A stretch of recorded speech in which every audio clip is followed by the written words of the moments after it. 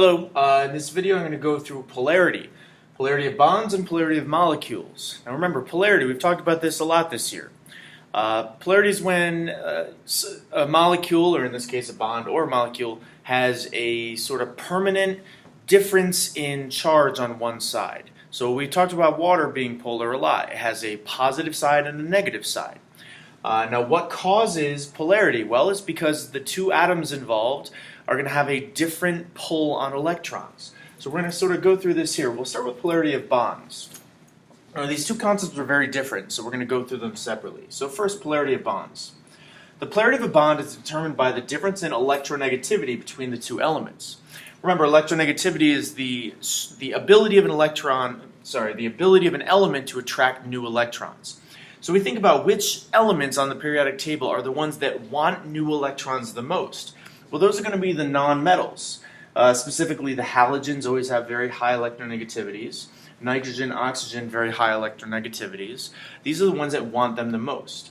So when we're talking about polarity, it all comes down to one element having a stronger ability to pull in electrons compared to another element. Specifically, the bigger the difference in electronegativity, the more uneven the sharing of electrons. So think of kids on a playground. If the biggest kid and the smaller kid are trying to share a toy, what they're really trying to do is steal it from each other. Well, that toy is not going to be evenly shared. If the two kids are like identical twins and they're exactly the same DNA and upbringing and diet and exercise and everything, they're going to have exactly equal strengths. So if those two kids are trying to pull on some toy, that toy is going to be like exactly in the middle of them. It'll be evenly shared between them. Compare that to if a strong kid and a weaker kid are trying to share that same toy. The stronger kid is going to pull that toy more towards him or herself. Now, if that toy is electrons and the two kids are elements or atoms, then it's going to create a difference in charge. The stronger atom is going to pull the electrons closer to it, making it partially negative, and the weaker one is going to have those shared electrons away from it. And since those electrons are away from it, it's going to have a partially positive charge. Now, there are three kind of categories of bonds. If there's a small difference or no difference, and let's just address that real quick. How can there be no difference? Well, if we look at this periodic table, if any of these form a diatomic molecule, like any of your Brinkelhoffs, oh, I was going to say hydrogen's gone, they put it over here. If any of them form Brinkelhoffs, there's going to be exactly zero difference in electronegativity. I mean, oxygen is 3.5. If two oxygens are sharing electrons, it's exactly 3.5, so there's no difference. So if there's no difference, or even a small difference, and I'll quantify this on the next slide. If there's even a small difference, it means the electrons will be evenly shared, or somewhat evenly shared. Both atoms will be pulling on the electrons with about the same strength, and we call this a nonpolar covalent bond. So nonpolar means there's no clear difference in charge. Now, if there's a difference, and we will quantify, like I said, if there's a small difference between the two, is there really going to be no polarity? No. Like, for example, I don't know if you could read the numbers here, but like chlorine is 3.0 and bromine is 2.8. The difference is just 0.2, and we're going to consider that to be a nonpolar bond. Now, is it really nonpolar? Is there really no polarity? Of course not. Of course, the chlorine being slightly stronger is going to pull those electrons a little bit more to itself, creating a slight polarity. But in the grand scheme of things, we're just going to consider that to be nonpolar. And we'll see the mathematical breakdown as we go. The next category is going to be a polar covalent bond. So if the two atoms have, and this is a relative term I wrote here, medium. If it's a medium difference, and I'll quantify in the next slide, they'll still share them, but there will be a significant positive side and a significant negative side of the bond, and we call this a polar covalent bond. So this is if you have a nonmetal with a very high electronegativity, like fluorine or chlorine or oxygen, compared to with a nonmetal with a relatively low electronegativity, like a hydrogen or a phosphorus. Those are two kids with very different strengths playing with a toy. And those electrons in the middle of those two atoms are going to be very clearly and distinctly pulled to one side. Now, the stronger one isn't strong enough to completely rip it away from the other one. And if it did, what would we call that? That would not be covalent, it would be ionic, the transfer of electrons. So it's still being shared, but it's being shared very clearly on one side. That's going to create a polar covalent bond. The last category, I just kind of referenced it. If the difference is big enough, there will be no sharing. The electron will be completely transferred, and this is called an ionic bond. So this is like if the teacher walks up to those kids on the playgrounds and says, "Enough, give me that toy," and just rips it out of someone's hand. Well, that's a big electronegativity difference between the teacher and the kid, so that completely transfers that electron away, and that's ionic. So you can see in red here there are three types of bonds. Nonpolar covalent and polar covalent are the two covalent bonds. Ionic is the third type of bond.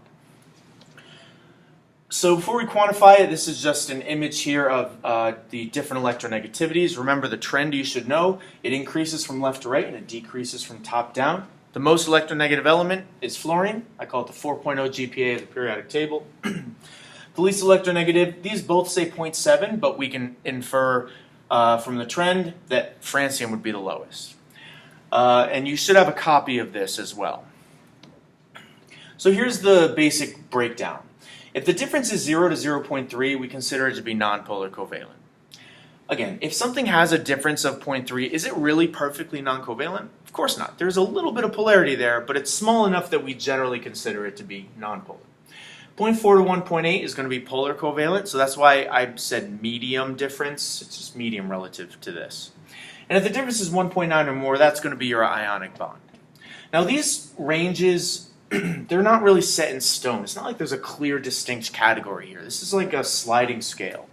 And different textbooks, different websites will use a different series of numbers for this as well. This is just what we kind of agreed with here in the Will and Chem department. So let's do a little bit of practice here. So let's identify the bond type. So what you'll need is your electronegativity chart, which I have here. So all we do is look up the numbers and find the difference. So rubidium is 0.8 and chlorine is 3.0. Difference of 2.2, and that clearly puts it in the ionic range. And you should know that. I mean, rubidium's a metal, an alkali metal, chlorine's a halogen nonmetal. That's going to be ionic. HO. H is 2.1, which is very low for a nonmetal. During the year, I kind of referenced hydrogen being like the weak kid on the playground. Hydrogen is pretty much, along with phosphorus, the really low electronegativity nonmetal.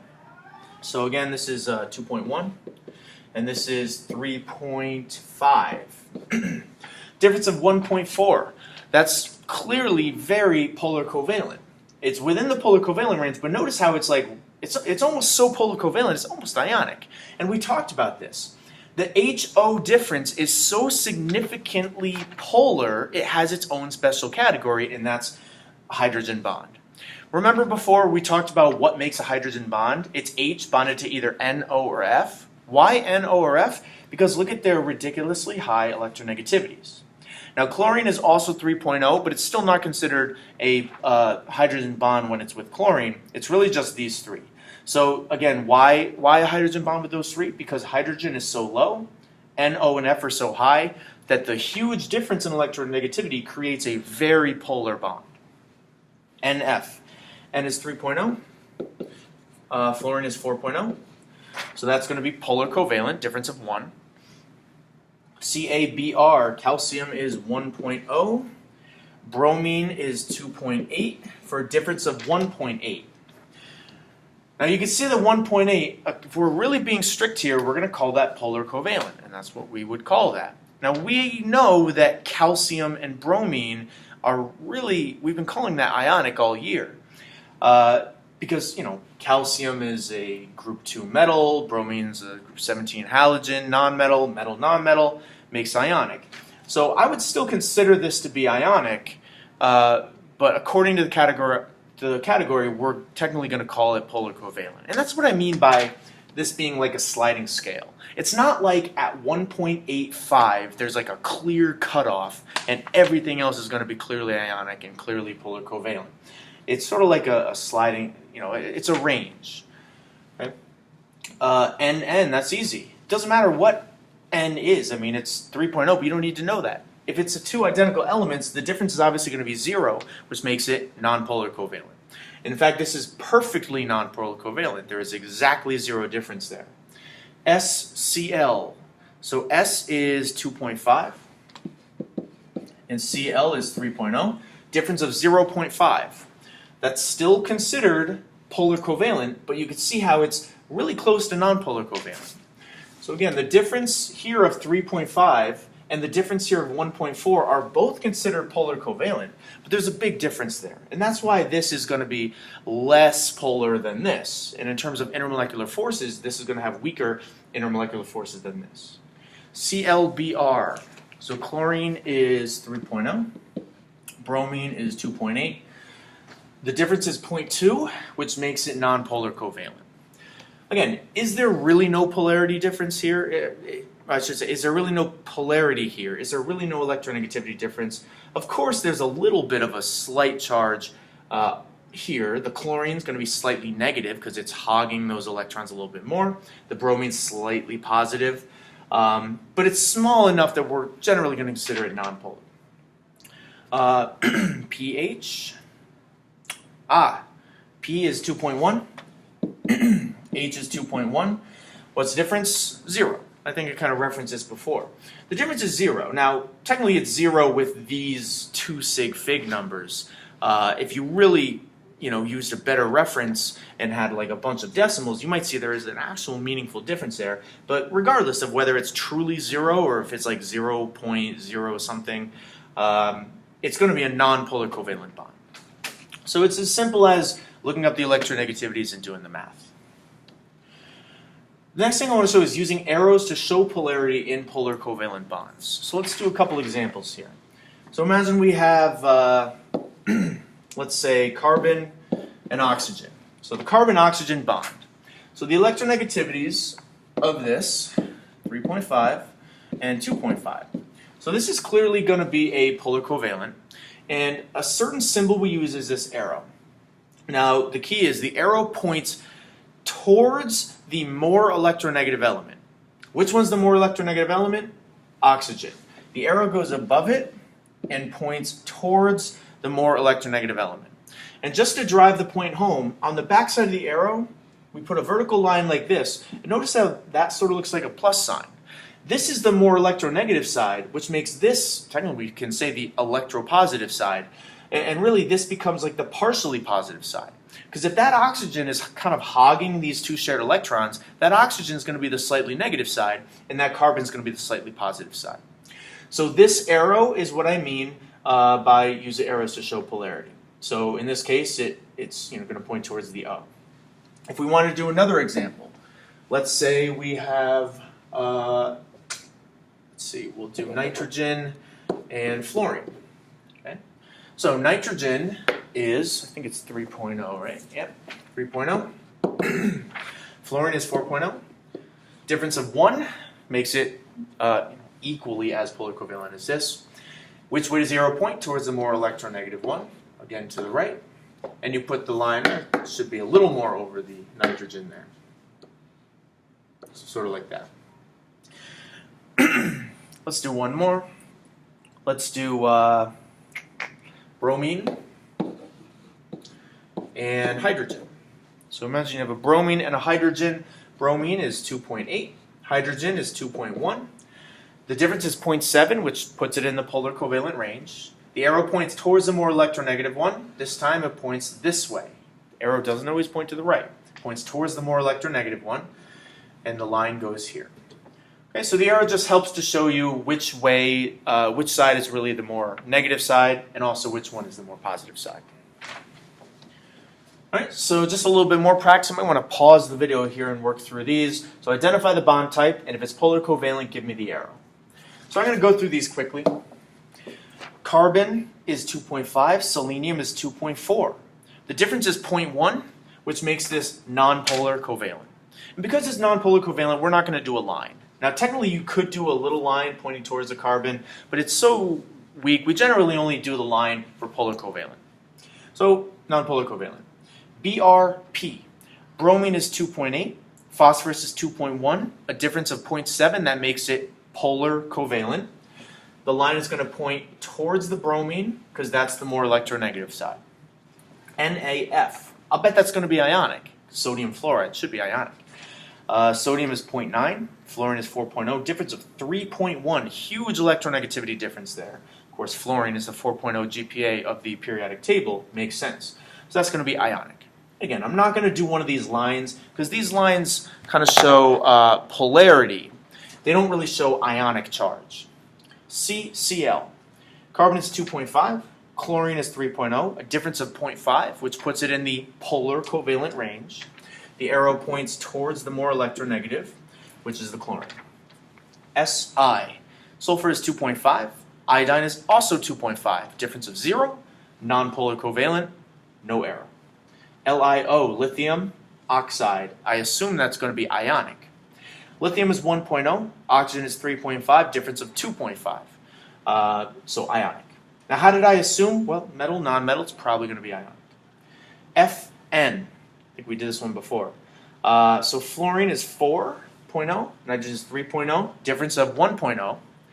The arrow points towards the more electronegative, and that's going to be a polar covalent bond. And finally, selenium and oxygen. Selenium is 2.4, oxygen is 3.5, difference of 1.1, which clearly puts it in the polar covalent range. And the arrow points towards the oxygen because that's a more electronegative. Okay? So you can see that identifying bond type is pretty simple. You just look up the electronegativities, and you see the range here. Now, one last thing I'll add, we are giving you this information for the final exam. It's right on your study sheet. It's been there this whole time. Okay. Next, polarity of molecules. So we talked about polarity of bonds. Now polarity of molecules. You'll see that this is it's related, but it's a totally separate way of identifying the polarity. What you just learned only describes the polarity of two bonded atoms. The polarity of a molecule, remember a molecule is two or more atoms bonded together that forms its own kind of separate entity floating around in space. The polarity of a molecule is determined not by electronegativity differences, but by the symmetry around the central atom. The symmetry around the central atom. If a molecule is symmetrical, it will be nonpolar even if it has polar covalent bonds. Think about this. Imagine, I don't have my clay and toothpicks with me, but imagine a central atom here with two branches going off the sides, like a CO2. With two branches going off the sides. Imagine there's a big polarity difference between the central one and this branch, and between the central one and this branch. As long as those two branches are the same, the polarity is basically canceling itself out. Because it's symmetrical, it's pulling with a negative force this way and a negative force this way, and essentially it cancels itself out, and the entire molecule is actually going to be nonpolar. Same thing with three different ways. Remember your trigonal planar, the triangle on a flat plane? If you have like a central atom and then three branches around it, if those three branches are pulling with the same force, it's like it cancels the charge out, and it's going to be nonpolar. And finally, tetrahedral shape. That's with four branches all pulling in, I'm not going to say opposite directions, but three-dimensionally opposite directions. Remember, they're spread as far as they can be. The charge is basically going to be canceled out. Even if it's very polar in each branch, the overall symmetry of the molecule makes it a nonpolar molecule. So again, you're not looking up electronegativity differences. All you're looking at is the Vesper shape, which we went over a couple days ago. You're looking up the Vesper shape, and you're just saying, oh, if it's this shape, it's going to be polar. If it's this shape, it's going to be nonpolar. It's as simple as that. If a molecule is asymmetrical, it will be polar, even if it has all nonpolar covalent bonds.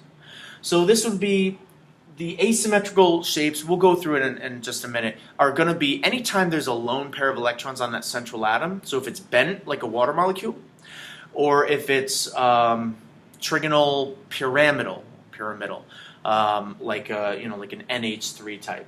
Even if the branches are the same or low electronegativity differences, it's still going to be nonpolar. It's still going to be polar. So once again, it has nothing to do with the difference in electronegativities. It all has everything to do with symmetry. So how do we know if a molecule is symmetrical? Symmetry is determined by the Vesper molecular geometry. If it's linear, trigonal planar, or tetrahedral, it's symmetrical, and it will be nonpolar. Now there is kind of an exception to this, as long as the branches are the same atom. Let me just do a quick example. I mentioned like CO2, which we've done the Lewis structure of this, it ends up looking like this. Even though CO has a big electronegativity difference, this is 2.5 and that's 3.5, that's huge, that's 1.0. Even though it's very, I could even draw my arrows here, it's very much slightly negative here, and very much slightly negative here, because it's symmetrical, it's linear, it cancels out. Now if I change this up, and instead of an O here, we had like an S, well now that changes things, because now it's like if you're trying to lift weights with two different weights on the sides. The S is going to pull differently from the O. Even though they're pulling in different directions, the magnitude of that pull is going to be different, so in this case it will actually be polar. I don't plan on throwing too many of these curveballs at you at this basic, Chem 1-2 level, but just be aware that as long as the branches are the same, it's going to be nonpolar. Go back. So again, these three shapes, linear, trigonal planar, and tetrahedral. What do they all have in common? No lone pair around the central atom. If it's bent or trigonal pyramidal, it will be polar. What do these have in common? Bent, trigonal pyramidal, or pyramidal, lone pairs, or a lone pair around the central atom. So notice that the lone pair or pairs of electrons around the central atom always make it polar. If the central atom has lone pairs, it's always polar. If the central atom doesn't have lone pairs, it's nonpolar. With that little exception there of as long as the branches are the same atom. Okay? So here's the chart that we went through in class, and I organized it this way. I think at least in my afternoon classes I did it this way, for a reason. Linear, trigonal, planar, tetrahedral. These are the non-polar shapes. Why are they non-polar? Because the symmetry in each of these shapes, notice there's no lone pairs. As long as these branches are the same element, they're all pulling in opposite directions, and the polarity cancels itself out, makes it non-polar. Bent, so basically bent, whether it's with one lone pair or two lone pairs, that's going to be polar. Trigonal pyramidal, also polar. So I'll do this one in red. These three shapes are your polar molecules. Why polar? Because the lone pair skews the geometry down, it makes it asymmetrical, so it no longer cancels out. Or two lone pairs skew those legs down, makes it asymmetrical, no longer cancels. And down here it's kind of cut off at the bottom. Let's scroll that down. Why this? Because again, the lone pair skews those branches down. So if it's one of these top three, it's nonpolar. If it's one of these bottom three, it's going to be polar. Simplest way to remember that: no lone pair, no lone pair, no lone pair, nonpolar. Lone pair, lone pair, lone pair, polar. Let's go through some quick examples. So I want the Lewis structure, identify the Vesper shape, and indicate whether the molecule is polar or nonpolar. Now, this video assumes you know how to do Lewis structure in Vesper. If you don't, there's another video I have where I kind of go through very slowly and explain it. I'm just going to kind of work through these quickly. CO2 we just did. Double bonded O. Double bonded O. The shape here is linear because it's straight across. There's only two regions around this, and they're both bonds. So this is linear, and because it's linear, it's nonpolar. Okay? Now you might, and I talked about this before, the CO bond is very polar. It's a difference of 1.0, which is significant. This is a very polar bond, but this is a very polar bond, but the molecule itself cancels that out, makes it nonpolar. And this is like a great thing to do at the end of the year because like CO2, we know the properties of it. It's a gas at room temperature. It undergoes sublimation. It sublimes at like -86. Why does it have such a low boiling point? It's not boiling, it's sublimation. But why is that so low? Because it's nonpolar, which means it only has the weakest of the intermolecular forces. It only has London dispersion forces. So it all kind of relates. The The symmetry of this leads to it being nonpolar, which leads to it having the weakest IMFs, which leads to it having super low boiling as sublimation point, which leads to it being a gas at room temperature. Water. Water, Lewis structure, looks like this. Now, before you quickly say linear, think three-dimensionally.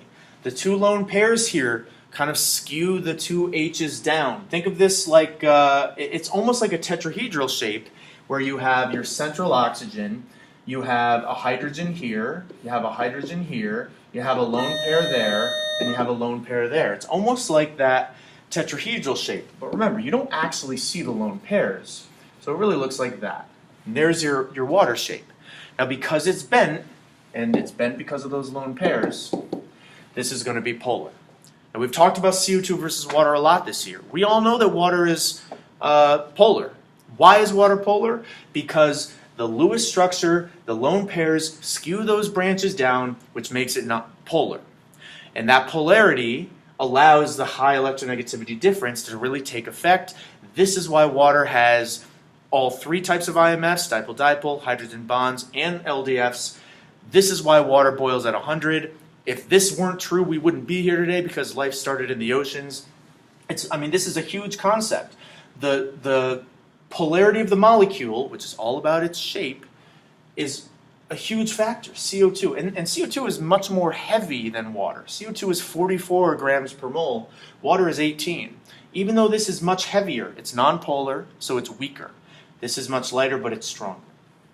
Let's work through some more quick examples. CF4, a carbon in the middle of 4 fluorines. I'm not going to do it here, but each fluorine has 6 valence electrons, 6 lone pairs around. I should do it just to be thorough before someone screenshots it without it. All right. So that's your CF4. What shape is this going to be? Tetrahedral. Remember, that looks like this. It's like a tripod base with one sticking out at the top. The CF is extremely polar. F is 4.0. Carbon is 2.5. This is almost ionic, it's so strong. Fluorine is it's pulling that electron so much. But because it's pulling the same force in every three-dimensionally opposite direction, the polarity cancels out. This is a nonpolar molecule. And that's why if you Google CF4, you're going to find a relatively low boiling point. Now, it might be higher than maybe water, but that's only because this is a somewhat heavy molecule. I mean, fluorine is 19. So 4 times 19 plus another 12, we're talking about, almost 100 grams per mole. So this is more than 5 times heavier than water, but it's going to have in fact, you know what? I'm going to put this to the test. I swear I haven't checked this. I'm going to Google the boiling point of CF4. Let's see if I'm right. CF4 boiling point. Oh, look at that. It works out beautifully. Negative 127.8 degrees Celsius. This is almost 5 times heavier than water. In fact, it's probably more than 5 times heavier than water. But because of its geometry, that makes it nonpolar, despite a ridiculously polar bond 4 times. It's a nonpolar molecule because it's symmetrical. That means it only has the weakest of the IMFs, London dispersion forces. And because it only has the weakest one, it has such a low boiling point. See how everything just comes together? SO3. Lewis structure looks like this. Again, this is me just working from memory because I've done this one a couple times in the last few days. If you don't know how we get that, there's a separate video on Vesper. All right, so what shape is this going to be? Because the S has 3 branches, and even though this is a double, it still pushes equally with the others. This is going to be a trigonal planar shape, like that. Technically, you could put a double there. So it looks like this. Trigonal planar means it is nonpolar. Again, even though the SO has polarity to it, because it pulls in opposite directions, it's nonpolar. Okay? PBr3, this one's going to look like this.